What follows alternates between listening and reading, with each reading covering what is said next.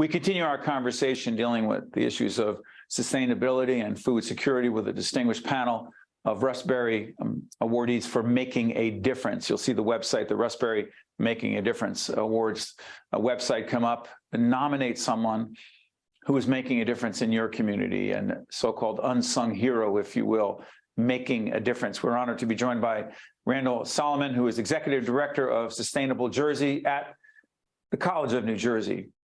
Julie Kinner. Julie, did I say that right? Kinner? Yes, perfect. Thank you. I'm not perfect. I just said that correctly. Julie Kinner is the Vice President of Operations at a great organization called Table to Table. And finally, Gary Oppenheimer is the founder and Executive Director of ampleharvest.org. All of their websites will be up as they are speaking. I want to thank all of you for joining us. Again, they are Russ Berrie awardees for making a difference. Randall, let me ask you this. All of you come at the issue of sustainability and food security. For some who say, hey, wait a minute, what the heck does sustainability have to do with food security? Randall, talk to us. Well, the biggest threat to food security is climate change. And we just assume that all far parts of the globe and the country are going to send us their food for essentially our electronic chits and the paper that we push. We don't produce enough food locally to support our population. And then within New Jersey, municipalities and schools who we work with have a tremendous frontline impact on food security. So in schools, school cafeterias, feeding programs, they deal with food waste, how to compost it, figuring out who gets it. Municipalities also run and support food banks. So there's a very strong connection between sustainability, the work that we do in communities, and food security. Randall, I was remiss because we've met before, and I've been honored to host the Russ Berrie Awards for Making a Difference for well over 2 decades, and I've met all of the winners. I was remiss in not allowing each one of you to talk a little bit about your organization. Randall, tell us what Sustainable Jersey is at the College of New Jersey, please. Sure. We're a nonprofit that works with state agencies, but specifically to help municipalities and schools implement solutions to their sustainability problems. Municipalities and schools are frontline implementers of a lot of the solutions, but they don't have a lot of capacity. So we do research to identify best practices and solutions, and we provide them with resources, guidance, technical assistance, and grants to implement programs.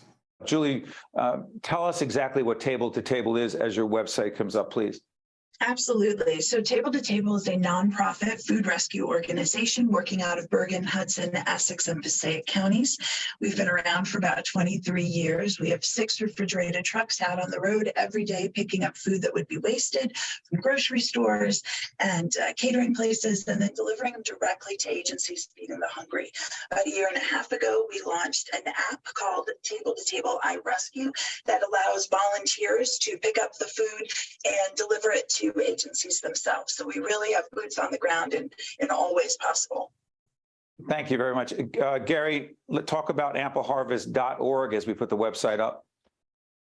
Good morning and thank you. Ampleharvest.org is a 13-year-old nationwide program. It's the only program of its kind. Its focus is on enabling today more than 8,000 food pantries in all 50 states to receive surplus locally grown food from America's 62 million gardeners.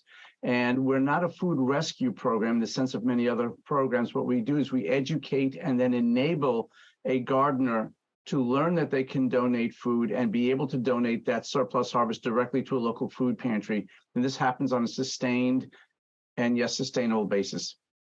And Gary will not say this, but we will. He has been named a CNN hero. So congratulations on that. Do this for us. There are a couple of statistics I want to put into context. And this really got my attention, and it should get everyone's attention watching right now. 40% of all food produced in the United States is thrown out. Julie, what is up with that? It's a really good question. You know, what we're talking about when we talk about the 40% is anything from what you purchase and don't use out of your own refrigerator, it goes bad, to what's left on the fields. It's why Ample Harvest is so wonderful working with the farmers, because, you know, with small farmers, when they have something that's left over, then they can share it. But the 40% is just insane. It's just an insane number, and we do everything we can to rescue as much as we can of that 40%. Ren, I see you nodding because it's a huge issue, and I think a lot of it starts in schools. School cafeterias waste a tremendous amount of food, and obviously these schools are feeding all of our children and young people every single day.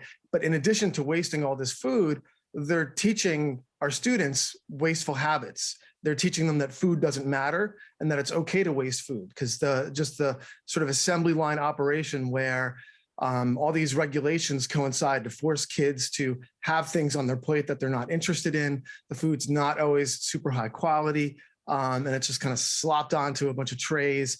And then when they don't eat it, no one really cares. It doesn't matter, and it all goes into the garbage. And we're teaching them an ethos that they're going to carry through for the rest of their lives. And for most parents, I think would be horrified about that. And we don't even really see it. But again, it's creating a culture of not caring about food and not caring about wasting food. The question of food security is something we've focused on. Food insecurity, something we focused on, issues we focused on from a variety of perspectives. And that's why having this panel of Russ Berrie awardees for making a difference is so significant. Gary, I want to come back on this issue. Even though Julie touched on it, I want you to elaborate on it.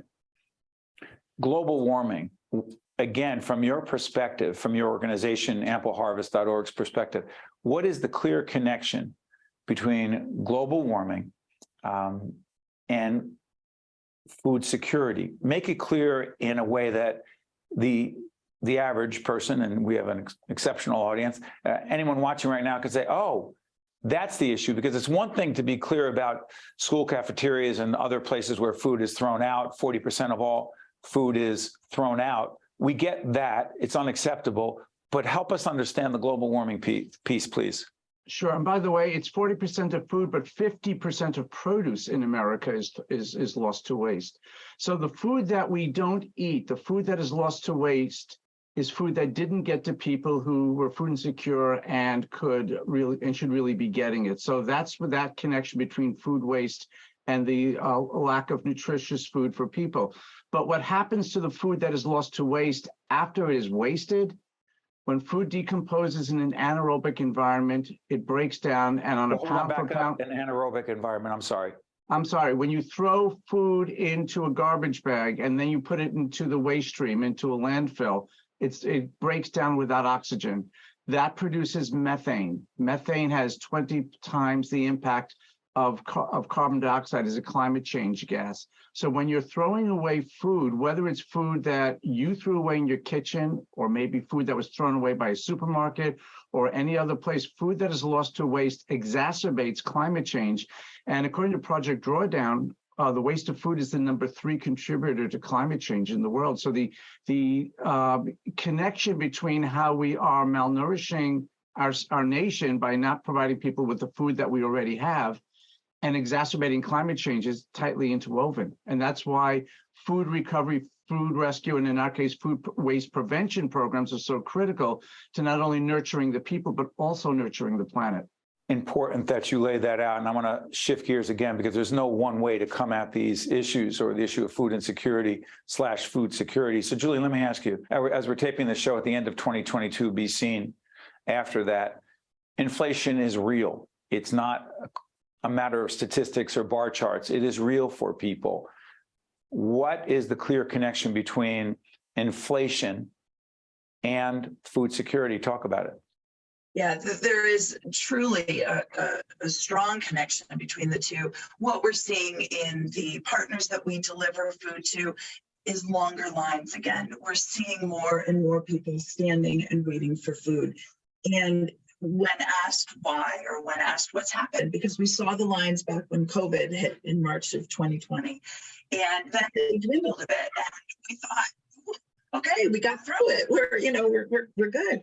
And it's happening again. And the inflation, the cost of fuel, as everything rises, imagine your paycheck is the same, or what you're getting from SNAP or WIC is the same. These are federal governmental programs to support people who are struggling with putting enough food on the table.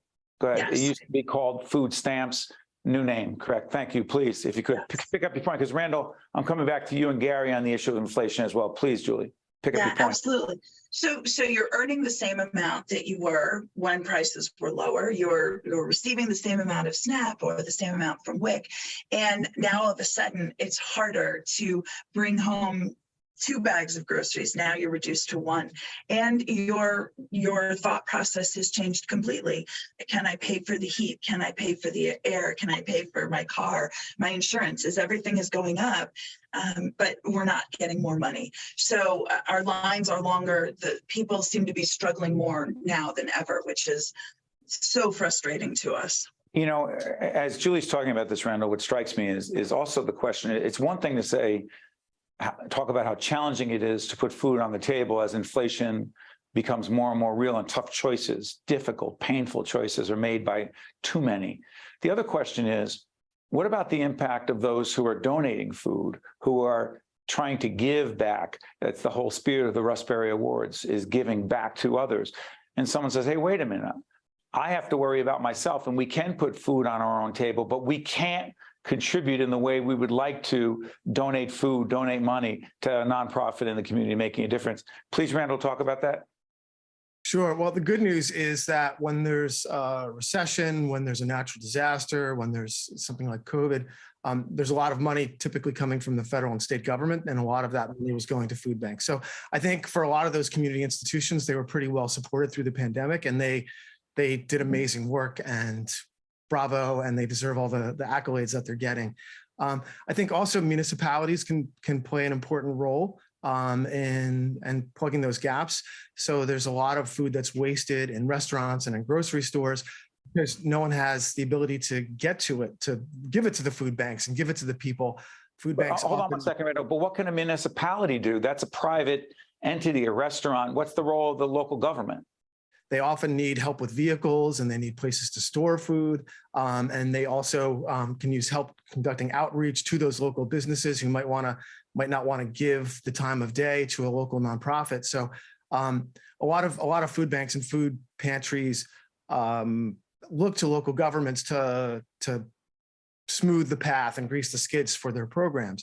And then on the school side, again, schools generate a lot of food waste, but we have programs to help schools start to divert food from the waste stream, doing things like what are referred to as share tables, where if you've got food that could be reused, some fruit with a skin on it or packaged food, instead of throwing it out, you can put it on a table where other students can take it, or where it'll be collected by a local food bank or food pantry. We're talking about this issue of inflation, its direct connection, very direct connection to the issue of food security. When it comes to gardeners, right? Inflation and gardeners, talk about that. Gary, please. Anybody who has some soil and some sun can grow a garden. And the food that you grow for yourself right off the bat reduces your own purchasing needs, because obviously you eat what comes out of your backyard. But when you've grown more than you can use, you can then donate that surplus. We've actually partnered with Bonnie Plants, that their program Grow More, Feed More, to educate and encourage gardeners across America to deliberately grow more explicitly for donation. And that's taken off in a huge way. And we're partnered with the Home Depot to help all of their gardening customers learn that the solution to hunger is in their backyard. So this is a real great opportunity for people in the community, even if they're cash strapped themselves, to be able to reach into their backyard instead of their back pocket to help their neighbors in need. So as you see everyone's website up, respectively, of their organizations, and also the Russ Berrie website, and I know our team in post-production will do that. Again, let me repeat what I said earlier. If there is someone making a difference, if you believe someone is making a difference in the community, real impact, the Russ Berrie Award is a financial reward.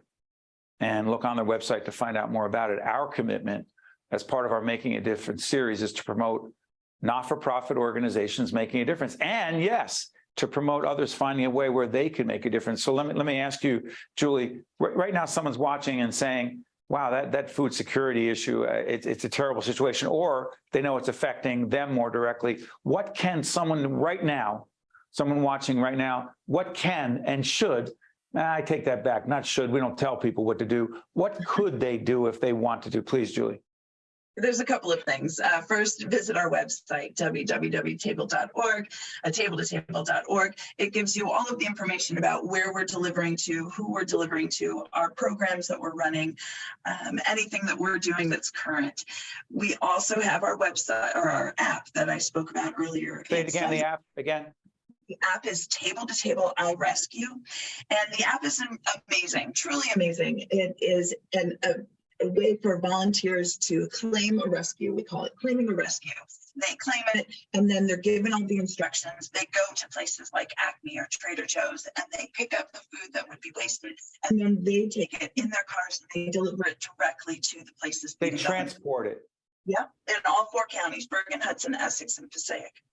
Okay, I've got a minute left. Real quick, Randall, from your perspective, what can people do if they want to make a difference? They can join their community's green team. So every municipality and every school in sustainable Jersey have a committee of volunteers and elected officials and staff who coordinate their efforts to implement the sustainable Jersey actions. And it's citizens that really drive that. So get involved, and you can go on our website and you can look up your town and school and see who to contact. Gary, final word on this. If people want to make a difference, please. This is the Garden State. If you garden, if you know people who garden, remind everybody that they can donate the surplus food from their gardens. The season's going to be starting soon. Go out and buy seeds. Go out and buy Bonnie plants or any other seed plants that you want. Keep it Bonnie plants? Bonnie Plants is the largest supplier of seedlings in America. They in every garden center and your supermarket, tomato plants, pepper plants. The plants are ready to go in the ground to grow and produce food for you.